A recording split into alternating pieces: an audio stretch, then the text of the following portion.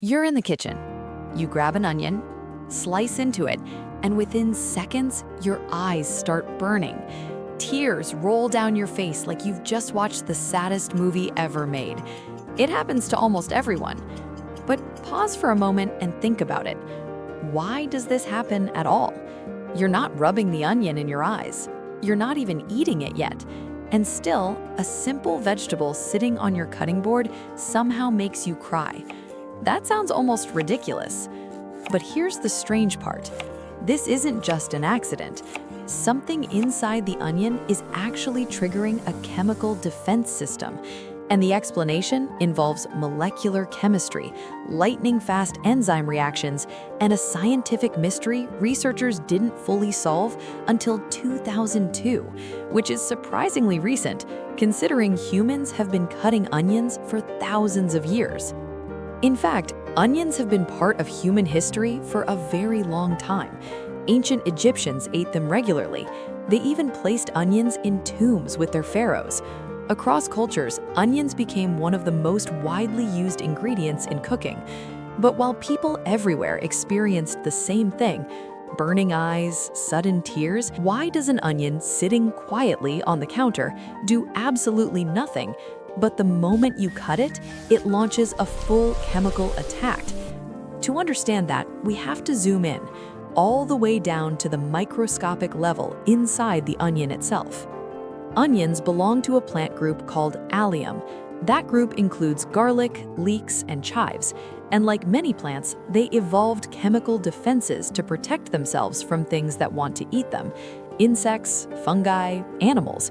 Basically, inside the onion cells are sulfur-containing molecules with a long scientific name, S-alk-N-cysteine sulfoxides. You can think of these molecules like a loaded spring. While the onion is intact, they sit there quietly, waiting for one specific trigger. Here's where things get interesting. Each onion cell is carefully organized into separate compartments.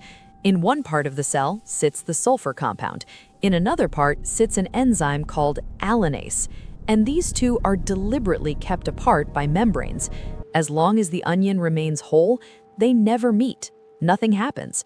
But the moment your knife slices through the onion, the cell walls break, the compartments collapse, and suddenly the enzyme and sulfur compound mix together. The chemical reaction begins almost instantly. Allanase breaks apart the sulfur compound and creates a very unstable intermediate molecule. That molecule quickly rearranges into a gas called syn-propanethial-S-oxide. And this gas is the real culprit. Because it's volatile, it immediately floats up from the freshly cut onion and spreads into the air. Within seconds, it reaches your eyes. Now here's the key moment. When the gas touches the thin layer of moisture covering your eye, it dissolves and forms small amounts of sulfur-based irritants. Those chemicals activate nerve endings in your eye. Your brain interprets that as irritation, and your tear glands respond instantly. They start producing tears to wash the irritant away. Your eyes aren't crying emotionally, they're performing a cleaning operation. The entire chemical defense system activates in just seconds. From the onion's perspective, this is a defensive weapon. The irritation discourages insects and animals from continuing to chew the plant. Humans just happen to be extremely sensitive to it. For a long time, scientists thought the story ended there. They believed allanase alone produced the tear-causing gas. Case closed. But in 2002, researchers discovered something surprising.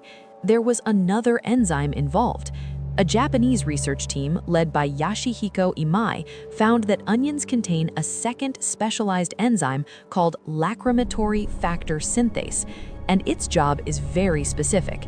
It takes the intermediate molecule created by allanase and converts it into the exact gas that makes your eyes water.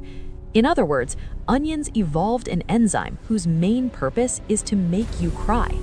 That discovery completely changed scientists' understanding of onion chemistry. The defense system turned out to be far more sophisticated than anyone expected. This also explains something cooks noticed long ago. Some onions make you cry much less. Sweet varieties, like Vidalia onions, tend to cause fewer tears. Why? Because they naturally produce smaller amounts of the tear-producing enzyme. With less enzyme present, more sulfur compounds become flavor molecules instead of irritating gas, so the onion tastes sweeter and your eyes suffer less. Cooking onions solves the problem for another reason. Heat destroys enzymes. Once the onion is heated, proteins like alanase and lacrimatory factor synthase break apart. Without those enzymes, the chemical reaction simply cannot happen. No reaction means no tear-producing gas. Instead, the sulfur compounds slowly transform into the rich, sweet flavors that make cooked onions so delicious. Understanding this chemistry even led scientists to try something interesting. What if the gene responsible for producing the tear-causing enzyme could be turned off? In 2008, researchers in New Zealand used a technique called RNA interference. They silenced the gene that produces lacrimatory factor synthase.